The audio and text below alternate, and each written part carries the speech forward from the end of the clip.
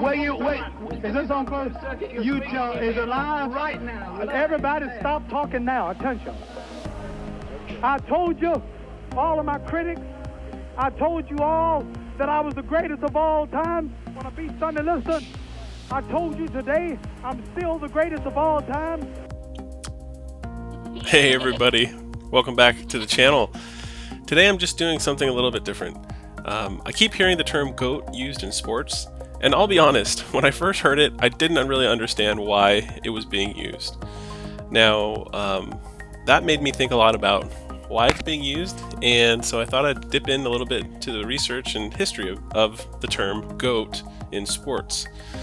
Now, this is an image of Tom Brady with a goat head, and I'll get into a little bit about Tom Brady's role in this, but GOAT, of course, is an animal, but the acronym GOAT stands for the greatest of all time. And so we see it all over the place.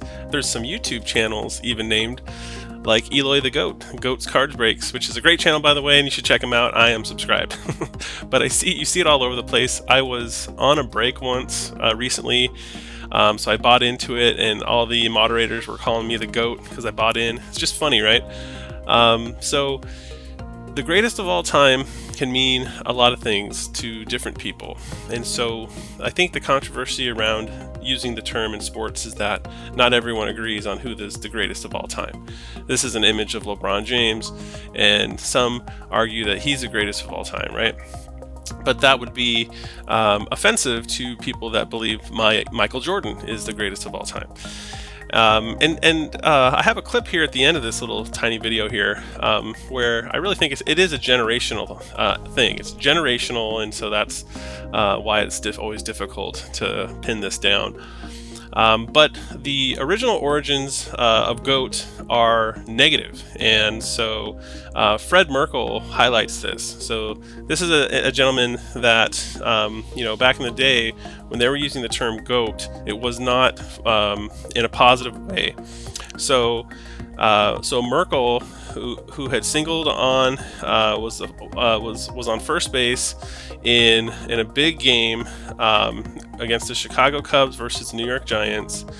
And the legacy here of Merkle is that he fails to touch second base in this important game, and it looked like to be a huge win for the Giants, except Merkle didn't touch second base, and so and the big commotion, everyone stormed the field, so they weren't able to finish the game. So they actually ended that game in a tie.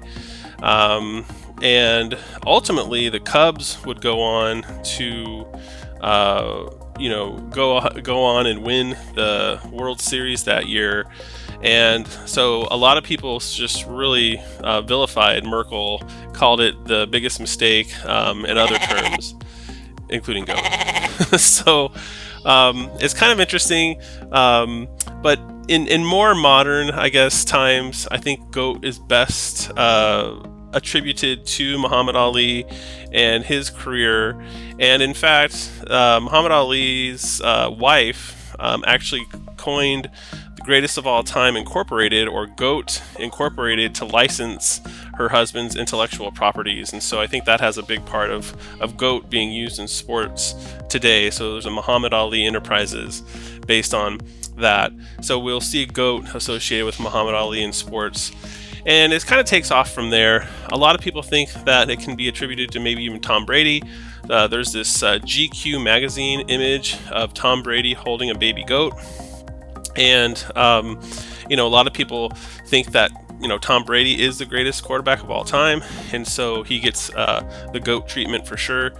When Tom Brady turned 40 in when Tom Brady turned 40 in 2017, I guess all his teammates celebrated by bringing in goats to the training camp just to kind of razz him up.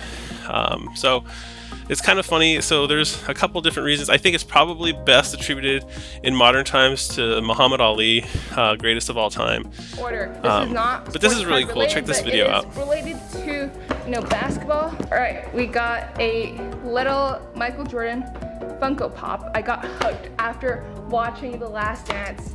Freaking love Michael Jordan because I didn't grow up during his era. Oh, by the way, LeBron James Lakers uniform Funko Pop. My GOAT of my generation. Grew up watching him. I love LeBron James, the king himself. So that's Loyola Wen, and she's this really great new channel that I hope you guys can go check out.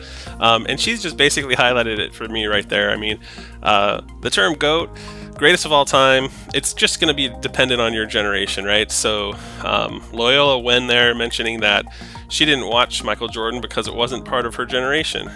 She didn't really grow up watching Michael Jordan like I did, for example. But she did grow up watching LeBron James, and so to her, the GOAT is LeBron James. And so hard to argue with that.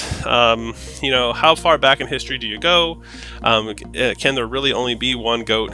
I think it's up for debate. But anyways, you guys, that's all I had for this little video. It's really mostly just for me to just, you know, think about the term. Really, I think to be correct, it should be an acronym if you're going to use it. So G.O.A.T. But I think we all get it. So I hope you enjoyed this little video. Thanks so much for watching as always, and I'll see you on the next one.